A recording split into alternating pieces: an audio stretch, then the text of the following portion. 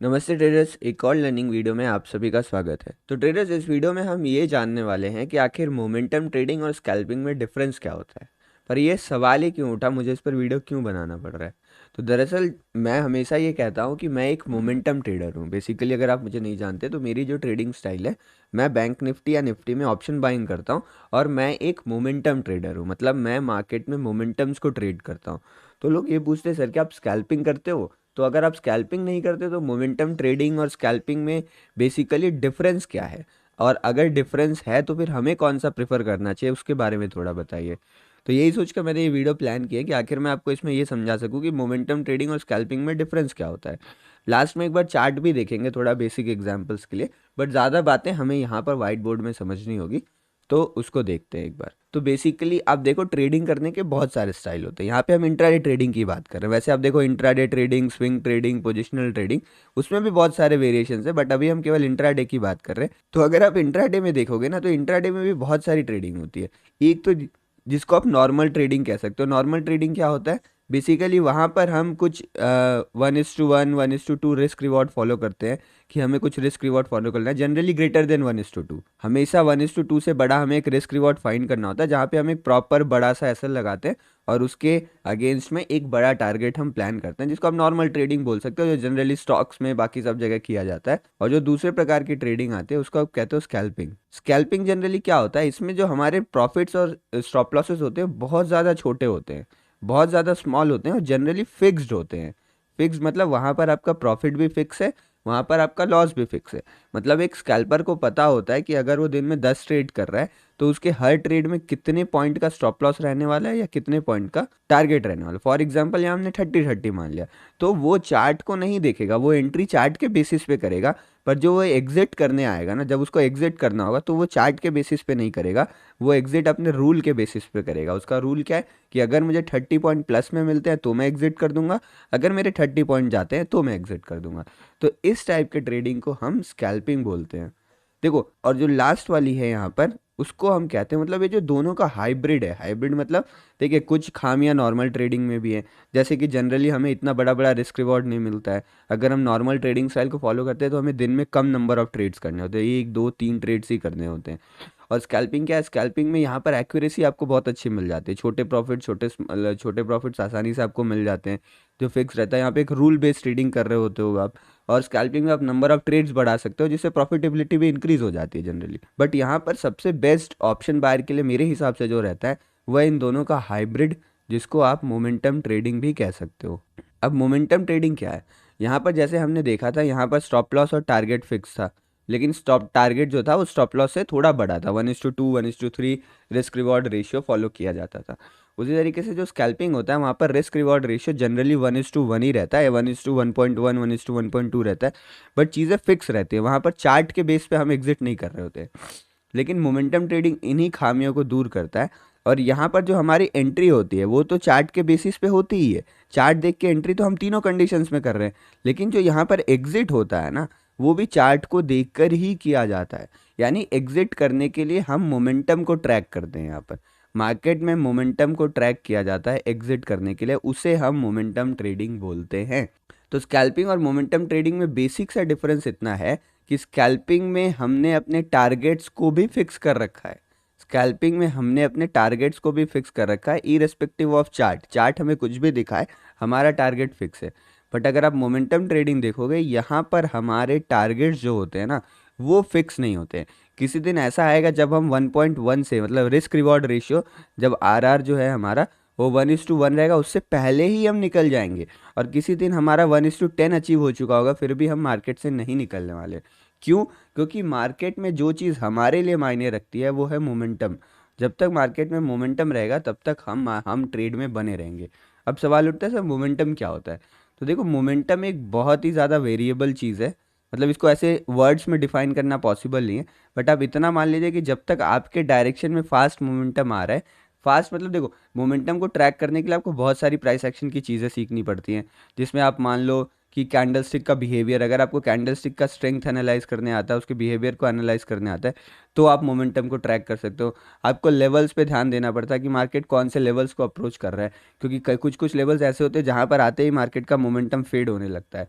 और आपको मार्केट के स्विंग्स को समझना पड़ता है। जो मार्केट में स्विंग्स बन रहे होते हैं, वो स्विंग्स किस तरीके से बन रहे हैं, उसके हिसाब से भी आप मोमेंटम को ट्रैक कर सकते हो कि मोमेंटम फेड हो रहा है या नहीं। तो जब भी लगने लगता है हमें मोमेंटम फेड होता है, तो उस टाइम पर हम एग्ज़िट की प्लानिंग करते हैं, यानी हमारा जो एग्ज़िट होगा वो मोमेंटम बेस्ड ही रहने वाला है। तो अब इसमें सवाल क्या उठता है कि सर मोमेंटम, जब मोमेंटम ट्रेडिंग इतना ही अच्छा है तो क्यों पूरी दुनिया मोमेंटम ट्रेडिंग नहीं कर लेती? क्यों लोग नॉर्मल ट्रेड करते हैं, क्यों लोग स्कैल्पिंग करते हैं? यार सबको मोमेंटम ट्रेड करना चाहिए ना। बट यहाँ पर रियलिटी ये है कि मोमेंटम ट्रेडिंग के लिए आपको बहुत ज़्यादा प्रैक्टिस चाहिए। क्यों? क्योंकि मोमेंटम ट्रेडिंग में आपको कोई स्पेसिफाइड रूल नहीं मिल रहा है। जहाँ पे हम स्पेसिफिक रूल बना लेते हैं ना अपने लिए, स्टॉक मार्केट का सिंपल फंडा ये है, जहाँ पर आपने अपने लिए रूल बना लिया, वहाँ चीज़ें आपके लिए बहुत ज़्यादा ईज़ी हो जाएँगी, क्योंकि आपको पता है आप किस सिचुएशन में क्या करने वाले हो। आपसे जो मिस्टेक्स हैं, वो मिस्टेक्स आप बहुत ज़्यादा कम करोगे जब अगर आपके पास कोई रूल है।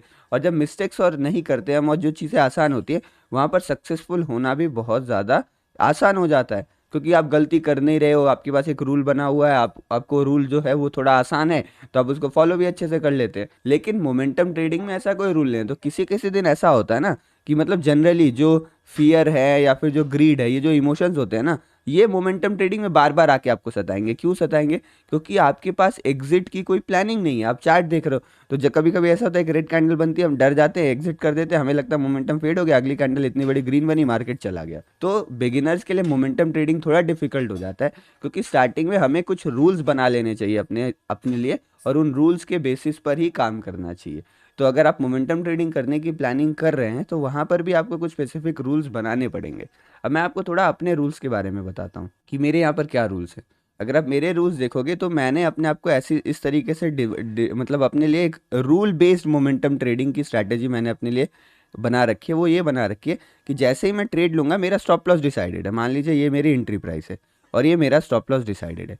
तो जो मेरा पहला टारगेट रहता है ना, जहाँ पर मैं मोमेंटम चेक करता हूँ, मतलब मेरा पहला रूल ये है कि 1:1 से पहले तो मैं नहीं एग्जिट करूंगा। या फिर मार्केट मुझे 1:1 दे, यानी जितना मेरा स्टॉप लॉस था उतना मुझे प्रॉफिट दे, यहाँ पर 1:1 का रिस्क रिवॉर्ड रेशियो, या फिर मार्केट मुझे स्टॉप लॉस दे। तो यहाँ पर मतलब इतने ड्यूरेशन पे तो मैं खाली चुपचाप बैठा हुआ हूँ। मार्केट अगर यहाँ पे ही मोमेंटम मार्केट का खत्म हो जाए, फिर भी मैं बैठे रहूँगा, क्योंकि मुझे ऐसा लगता है कि जो मैंने रूल बना रखे अपने लिए, वो मेरे लिए अच्छा काम करते हैं। और अगर एक बार हम कुछ रूल बना ले तो डिसिप्लिन हो जाता है।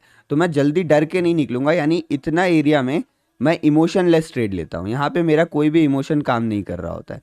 तो या फिर 1:1 मिले या फिर स्टॉप लॉस मिले। और जैसे मेरा 1:1 अचीव होता है, मैं कुछ क्वांटिटी डिपेंडिंग ऑन सिचुएशन, अगर मान लीजिए 1:1 बहुत अच्छे से मेरा अचीव हो गया और मोमेंटम अभी भी बना हुआ है, तो यहाँ पर मैं अपनी 20% क्वांटिटी निकाल दूंगा, 30% निकाल दूंगा।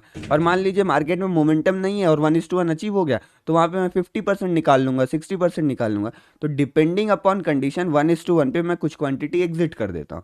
और उसके बाद फिर जो मेरा नेक्स्ट टारगेट हो जाता है, वो 1:2 का हो जाता है कि चलो 1:1 मिल गया, अब जो बची हुई क्वांटिटी है उससे 1:2 के लिए प्लान करेंगे। यहाँ पर मैंने क्या किया, यहाँ पर मैंने अपना एक्सपोजर कम कर दिया मार्केट में, जो मेरा रिस्क था मार्केट में वो कम कर दिया। कैसे? अपनी क्वांटिटी को एग्जिट करके। तो ये एग्जैक्ट सेम मेथड है जिसके थ्रू मैं यहाँ पर अपने ऑप्शन बाइंग के जो ट्रेड्स होते हैं उनको मैनेज करता हूँ। आई होप इस पे आपको हेल्प ज़रूर मिला होगा। लेकिन यहाँ पर एक प्रॉब्लम ये आ जाती है बिगिनर्स के लिए कि जब भी हम स्कैल्पिंग या मोमेंटम ट्रेडिंग करने जाते हैं, तो वहाँ पर हमारे जो नंबर ऑफ ट्रेड्स होते हैं वो बहुत ज़्यादा हो जाते हैं। तो नंबर ऑफ ट्रेड ज़्यादा होने के कारण क्या होता है, वहाँ पर हमें बहुत ज़्यादा ब्रोकरेज पे करना पड़ता है।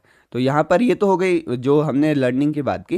लेकिन अब मैं आपको एक दूसरी चीज़ बताने वाला हूँ, वो ये बताने वाला हूँ कि आखिर इस ब्रोकरेज से हम कैसे बच सकते हैं। तो यहाँ पर आपने देखा ही होगा कि हमें बहुत ज़्यादा ब्रोकरेज पे कर जाना पड़ता है। मतलब आप अगर देखोगे नॉर्मल चार्जेस जो 20 रुपीज़ पर ऑर्डर है, यानी आप देखोगे तो 40 रुपये बाई सेल आप करते हो, तो आपको उतना करना पड़ेगा। बट अगर आप पार्ट पार्ट में एग्जिट कर रहे हो ना, मान लीजिए आपने 50 क्वांटिटी यहाँ बाई की, 25 यहाँ एग्जिट कर दी, 25 यहाँ एग्जिट कर दी, तो यहाँ पे बाइंग के 20 रुपये, यहाँ पे एग्जिट के 20 रुपये, यहाँ पर एग्जिट, यानी प्लस 60 रुपये आपको ब्रोकरेज एक ही ट्रेड में देना पड़ गया। तो जब इतना ज़्यादा ब्रोकरेज हमें देना पड़ता है, तो धीरे धीरे करके हमारा प्रॉफिट कहाँ चले जाता है हमें पता भी नहीं चलता है। तो बिगिनर्स को स्टार्टिंग में ब्रोकरेज जहाँ फ्री हो वहाँ पर ही काम करना चाहिए, वो ज़्यादा हेल्पफुल रहता है। क्योंकि वहाँ पर अगर ब्रोकरेज नहीं रहेगा तो अपने वो प्रॉफिट्स को सेव कर पाएंगे, क्योंकि स्टार्टिंग में हमारे छोटे प्रॉफिट्स होते हैं। तो यहाँ पर मैं आपको एम स्टॉक के बारे में बताने वाला हूँ। एम स्टॉक मिराई एसेट द्वारा सर्टिफाइड, मतलब एक मिराई एसेट का ही प्रोडक्ट है। और मिराई एसेट के बारे में आप जानते होंगे, ये एशिया का one of the biggest asset management company है। तो यहाँ पर mstock.com वेबसाइट में मैं आया हूँ। यहाँ पर आप देख सकोगे, यहाँ पर लिखा हुआ है एडिंग 1 क्लाइंट एवरी 30 सेकेंड्स, यानी 30 सेकेंड्स में केवल कोई ना कोई एक क्लाइंट यहाँ पर अपना अकाउंट खुलवा रहा है। 1.3 करोड़ ट्रेड्स हो चुके हैं, 10 लाख एप्लीकेशन डाउनलोड्स है और 20,000 प्लस करोड़ का टर्नओवर ओनली 6 मंथ्स में इन्होंने अचीव किया हुआ है। और यहाँ पर सबसे अच्छी बात है कि कोई भी ट्रेडिंग या इन्वेस्टमेंट प्रोडक्ट है वहाँ पर आपको ज़ीरो ब्रोकरेज लगने वाली है। और अगर आप ब्रोकरेज बचा पाते हो स्टार्टिंग में, तो ऐसे ऑप्शंस आपको ज़रूर सिलेक्ट करने चाहिए जहाँ पर आपका ब्रोकरेज बच रहा हो, जहाँ पर आपका कुछ प्रॉफिट हो रहा हो। देखिए, ट्रेडिंग प्लेटफॉर्म्स तो सारे लगभग एक ही जैसे होते हैं, हर जगह आपको ट्रेड करना होता है। तो यहाँ पर जहाँ ब्रोकरेज बचे वहाँ आपको एक एडवांटेज मिल जाता है। उसके साथ साथ यहाँ पर MTF भी अवेलेबल है, फ्यूचर्स एंड ऑप्शंस भी आप ट्रेड कर सकते हैं, करेंसी, म्यूचुअल फंड, IPO, ये सारी चीज़ आपको यहाँ पर मिल जाती है। सुपर फास्ट इंटरफेस है, मतलब इंटरफेस इनका अच्छा है। मोस्ट इंपॉर्टेंट चीज़ अगर यहाँ पे कोई ब्रोकरेज नहीं है और कोई हिडन चार्जेस भी नहीं, ऐसा नहीं कि आपको कुछ एक्स्ट्रा चार्जेस देने पड़ेंगे तो आपका ब्रोकरेज यहाँ पर फ्री होगा। नहीं, ऐसा कुछ नहीं है यहाँ पर। आप यहाँ पर free intraday, free delivery, free FNO trades, currency, mutual fund, IPO और ई मार्जिन फैसिलिटी भी यहाँ भी आपको फ्री मिलता है। ये इनका वेब भी वर्जन है और यहाँ पर इनका स्मार्टफोन का भी वर्जन है। आप सारी चीज़ें यहाँ पर यूज़ कर सकते हो। और यहाँ पर देखो, एशिया में जो मिराई एसेट की बात कर रहा था मैं, वो 25 ईयर्स पहले से है। 600 बिलियन का इनका मैनेजमेंट रहता है, 1.2 करोड़ ट्रेड्स पर डे होते हैं इनके। और जीरो ब्रोकरेज यहाँ पर देखो, अगर आप करते हो तो आपको यहाँ पर जीरो ब्रोकरेज मिल जाएगा। तो ये एम स्टॉक था। आप इसको यहाँ से डाउनलोड करके, डिस्क्रिप्शन में एक लिंक भी दी हुई है, वो लिंक मेरी एफिलिएटेड लिंक नहीं है, वो एम स्टॉक की ऑफिशियल लिंक है। तो आप उनके लिंक से जाकर यहाँ पर इसको डाउनलोड कर सकते हो। और एम स्टॉक में सबसे अच्छी बात है, आपको यहाँ पर जीरो ब्रोकरेज मिलता है और उसके साथ साथ यहाँ पर आपको एक बहुत सुपर फास्ट इंटरफेस मिलता है। अगर हम फ्यूचर एंड ऑप्शंस में जाएं यहाँ पर, तो आप यहाँ पे देखोगे एक क्लिक के साथ आप FNO ट्रेड कर सकते हो। एडवांस कैलकुलेटर्स यहाँ पर आपको मिल जाते हैं, चार्ट्स आपको यहाँ पर बहुत अच्छे देखने को मिल जाते हैं, लाइव मार्केट अपडेट्स रहता है, ऑप्शन चेन रहता है, आप ट्रेडिंग प्रेफरेंस भी यहाँ पर सेट कर सकते हो। आप अपने प्रॉफिट्स लॉस को, मतलब जो PNL है उसको भी बहुत अच्छे से ट्रैक कर सकते हो। इस जगह पे यहाँ पे कुछ है, आप इनके वेबसाइट में जाके ये सारी डिटेल्स को भी देख सकते हो। तो चलिए, इस वीडियो में इतना ही। आई होप कि ये वीडियो आपके ट्रेडिंग लाइफ में कुछ वैल्यू ऐड करेगा और आपको थोड़ा आइडिया आएगा कि मोमेंटम ट्रेडिंग कर रहा हूँ मैं, स्कैल्पिंग कर रहा हूँ या नॉर्मल ट्रेडिंग कर रहा हूँ। चलिए, मिलते हैं ऐसे ही नेक्स्ट वीडियो में। अगर आपको वीडियो पसंद आई हो तो आप लाइक सब्सक्राइब ज़रूर करिएगा। धन्यवाद। Investments in securities markets are subject to market risks. Read all the related documents carefully before investing.